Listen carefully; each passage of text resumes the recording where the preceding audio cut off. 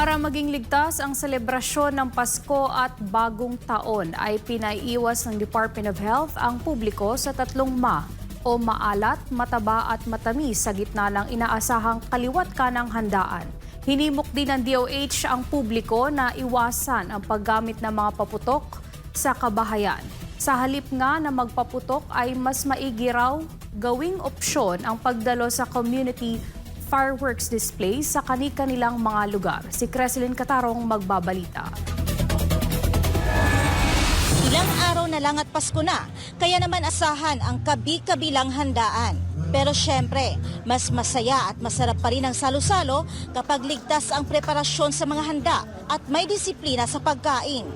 Kaya naman ang Department of Health may paalala sa publiko. Sinabi ni Health Spokesperson Assistant Secretary Albert Domingo na ang mga pagkain na dapat iwasan o wag nang kainin kung kakayanin ay ang mga pagkain na masyadong maalat, mataba at matamis. Ito kasi ang kadalasang naging sanhi ng iba't ibang sakit gaya ng alta presyon, diabetes at iba pang non-communicable diseases. Kasamang iniuugnay dito ang isyu ng overweight at obesity na nagdudulot ng problema sa puso at iba pang bahagi ng katawan.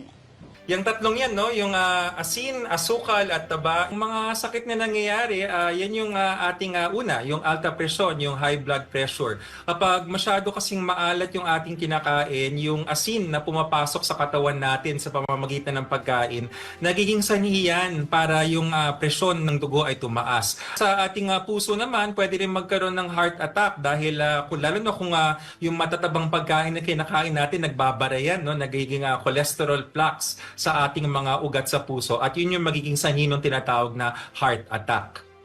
Paalala pa ng DOH para sa ligtas Christmas ang pagkakaroon ng tamang pagkain kung saan kalahati sa pinggan ay prutas at gulay ang nakalagay, sa isang kapat naman ay kanin at isa pang kapat ay para sa karne at iba pang matataba. Kasunod nito, hinikayat din ng ahensya ang tamang ehersisyo at disiplina sa katawan. Bukod sa handaan, isa rin sa ipinaalala ng DOH ang kanilang Iwas Paputok campaign para sa pagdiriwang ng ligtas na Pasko at Bagong Taon. Sambit ni Asek Domingo, imbes na magsindi ng paputok sa kabahayan, mas maigian niya na magkaroon na lamang ng community fireworks display.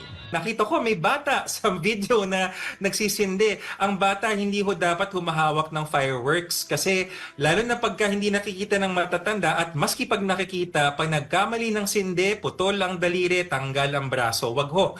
So, community fireworks na lamang po. Inatasan na rin ng ahensya ang lahat ng DOH hospitals maging ang district at provincial health facilities upang i-activate ang emergency medical services sa ilalim ng Code White Alert. Ito ay senyales na ang kagawaran at mga pasilidad nito ay nakahanda anumang oras upang tumanggap ng mga pasyente.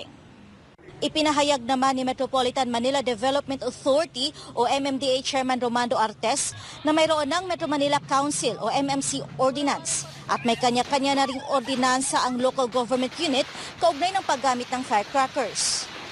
Ang firecrackers po ay meron lamang pong designated zones bawat LGU na doon lamang po pwede magpaputok. So reminder ko po sa ating mga kababayan na sundin po natin yung ordinansang yan para po maging ligtas ang lahat at wala po, maiwasan po yung aksidente, pagkamatay, pagkaputol ng mga daliri tuwing sa pagse-celebrate po ng ating New Year. Sa kabilang dako, pinaiigting na ng Philippine National Police ang pagpapatrolya at dinagdagan na rin ang deployment ng kapulisan sa mga lugar na madalas na dinarayo ngayong holiday season. At dinagdagan na rin po natin yung mga deployment ng ating kapulisan, lalong-lalo na po doon sa mga lugar na inaasahan po natin na dadagsain at dadayuhin po ng ating mga kababayan, kagaya po ng mga transportation hubs, yung mga malls and palengke, at para masiguro po na ligtas po yung ating mga kababayan po. Para sa Diyos at sa Pilipinas kong mahal, Creslyn Catarong, SMNI News.